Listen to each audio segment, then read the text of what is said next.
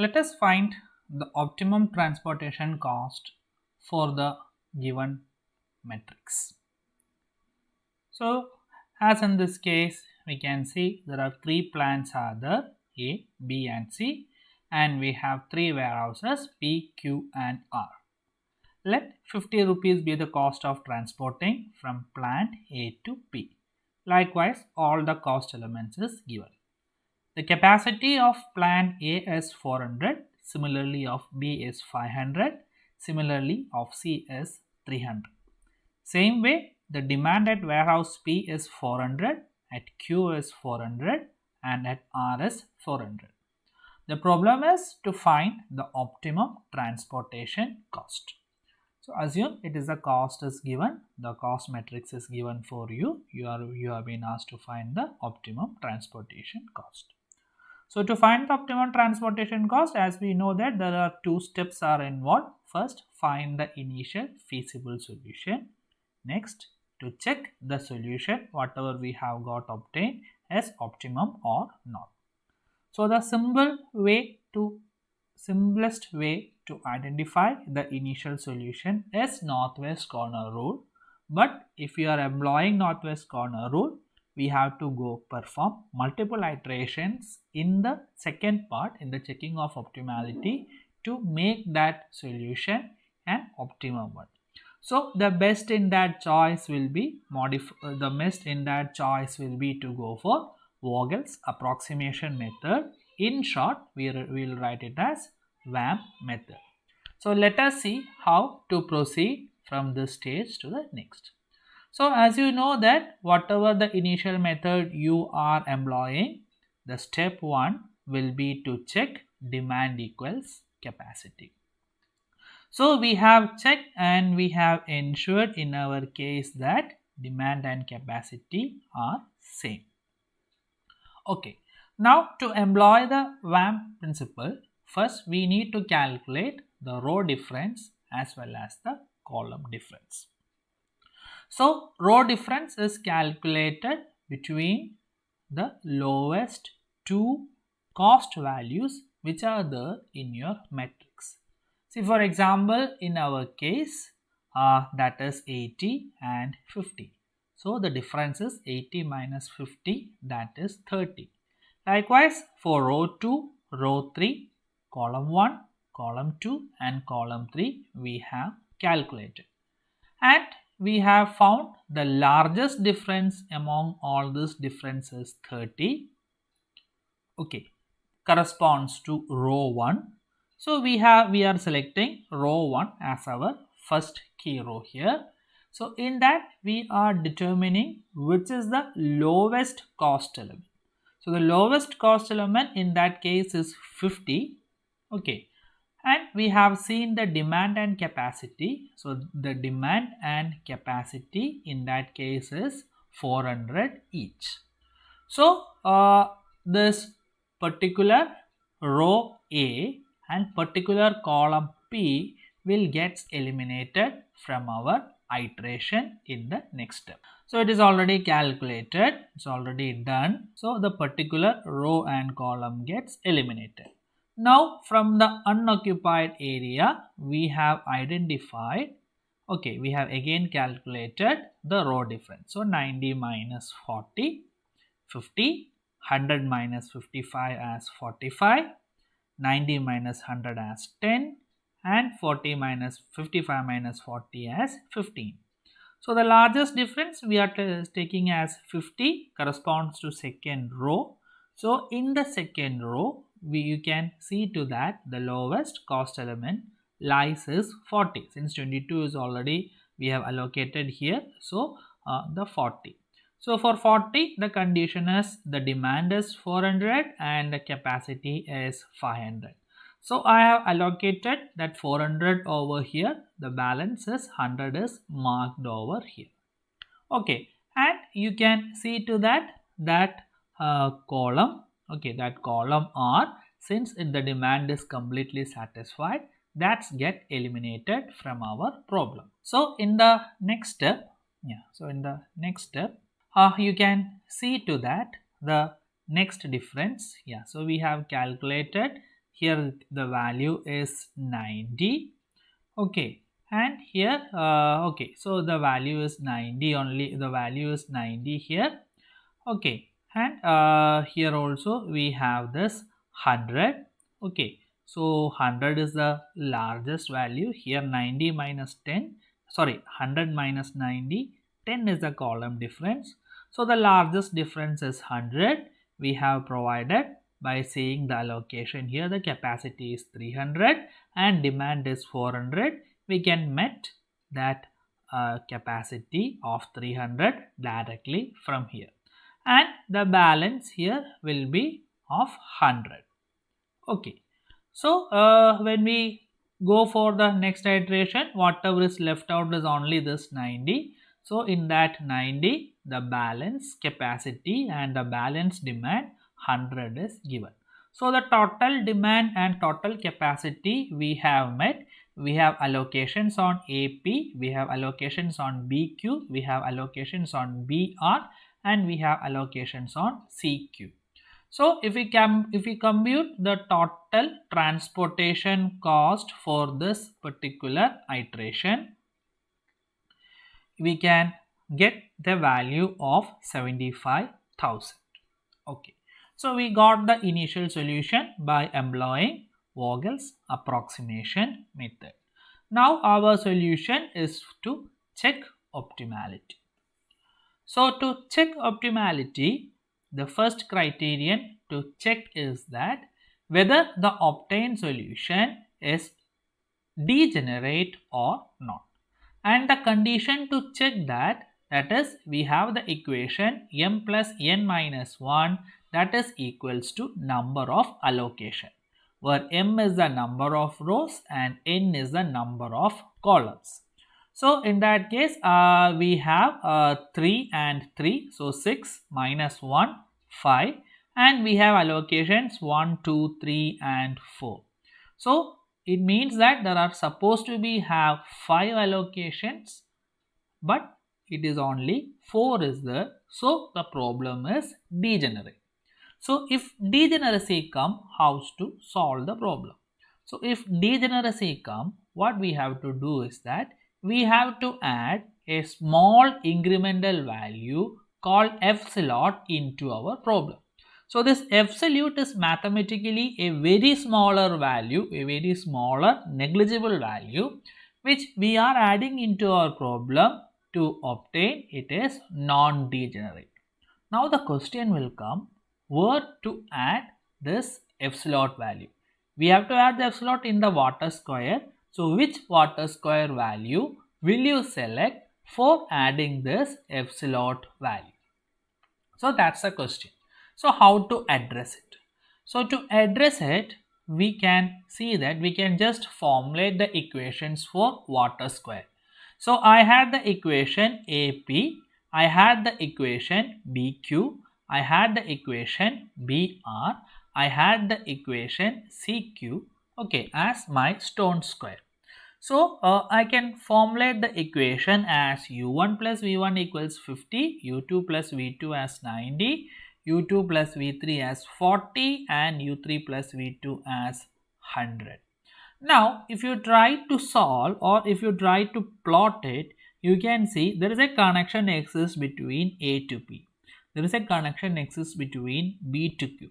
There is a connection exists between B to R, and there is a connection exists between CQ. Now you can see plant A and warehouse P are directly connected, which doesn't have any interconnections to any of other counterparts. So we can say that the epsilon can be added either in the cell of AQ, okay, AQ, or you can add it in the cell of AR, or it can be BP, or it can be CP. That is, in any of these cells, if you add epsilon, you will be able to get a connection equation from this. When once you solve u1 as 0, you can get the value of v1, but it is not linked any values to u2 and u3. So what you have to do is that if you need a link, the epsilon has to be added either in BP, CP or AQ or AR. Okay, so for a simplicity and to make my convenience, I am adding it in the position of BP. Okay, I am adding it in the position of BP. So I establish a new connection like this. Okay, so I establish a new connection like this by adding the epsilon, so that the further equations of V2, V3, U3 and U2 I can calculate. Now once I calculate, the next thing is that I can go for the calculation of net cost change. So the net cost change is calculated for the water squares. So AQ, AR, CP and CR. So when I calculate by using the formula, you can see to that I am getting AQ as minus 38, where else all other terms are positive. So it indicates that the better solution is existing over my initial solution in the cell of AQ. Okay, so this is the particular cell. Now we need to form a closed loop. So it is very easy to form a closed loop over here in the case of AQ. So I just formed a cell like this. Okay, a cell like this if I form, what happens is that I can form a closed loop very easily. I'll show here.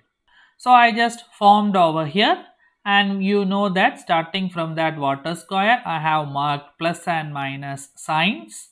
Okay, and the lowest cost element is taken into account. Lowest cost element is 100.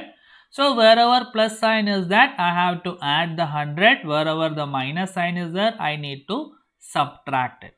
So when I done it, I got a new solution like this. So 400 minus 100 as 300. So it is 0, 0 plus 100 as 100. Here it was epsilon, it is a small incremental. So epsilon has been removed. So it becomes 100 right now. So this 400 and 300 was not part of a loop at that time. So I haven't untouched it. So this 100 as now turns to 0. Now this one becomes a water square right now. So again we need to perform the next step. So in the next step, so we have to formulate. So we did it like this. Now again you can check whether the solution is degenerate or not. Okay, so solution is degenerate or not. So we had number of allocations. Okay, so number of allocations should be equal to m plus n minus 1. So I had 1, 2, 3, 4 and 5 allocations. So 5 allocations equals 6 minus 1. So it is non-degenerate. Okay, so non-degenerate. So I can straight away go for the stone square for finding the equation. So for the stone square I have AP. So for AP the equation will be U1 plus V1 equals 50. Okay, then I had AQ. So in the AQ I have the equation right now, U1 plus V2 equals 80. Then I have BP. So in the BP I will have the equation U2 plus V1 equals 22. Then I have BR. So in BR I have the equation U2 plus V3 equals 40, and then CQ. So in CQ I have the equation U3 plus V2 equals 100. Now when I solve it, I'll get my initial assumption as U1 as 0. So I'll get V1 as 50. If I V1 as 50, So v2 again, u1 is 0, v2 is 80. So here v1 is 50. So if I substitute here, so it will, I'll get u2 minus 28. Okay, when I got minus 28 over there, v3 will be 68. And when I got v3 as 68, my u3, so u3 equals 100 minus 80, that value is 20. So now calculate the net cost change. So calculate the net cost change in the water square. Okay, so net cost change for the water square, if I am calculating, I have AR, okay, where the equation is 100, that is a cost, minus u1 plus v3, then I have bq. So bq, it will be 90 minus u2 plus v2, then I have cp. So cp, it is 70 minus u3 plus v1, then I have cr, that is 55 minus u3 plus v3. So when I substitute it and solve, okay, so I can get u1 plus v3, so that is 68. 100 minus 68, so 100 minus 68, it will come as 32, so that is 32. So here 90 u2 plus v2, so u2 is minus 28 and v2 is 80. So 80 minus 28, so it will be something like 52. So the value will be 38.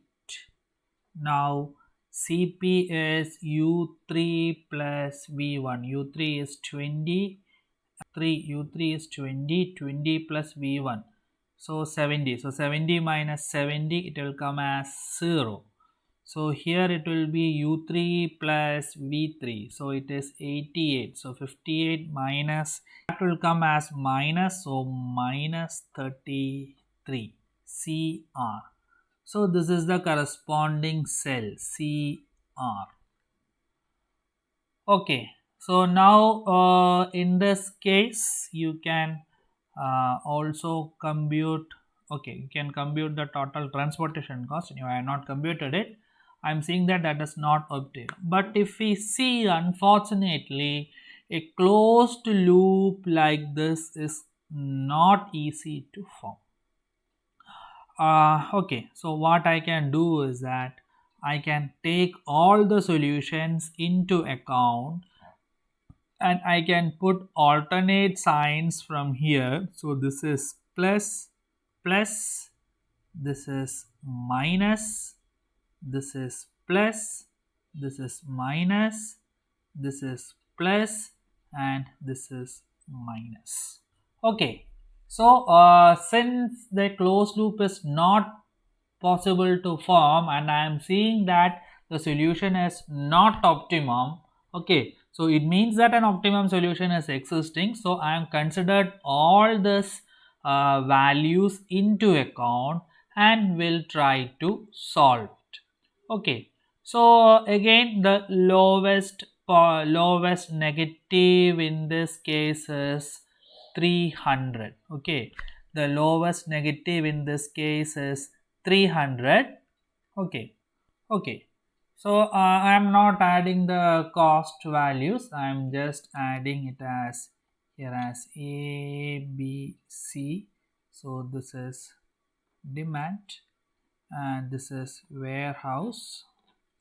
So this is plant, this is capacity. Okay, capacity. So my new allocation will be, so this becomes 0, so this becomes sorry, I'll write PQR also. So PQR.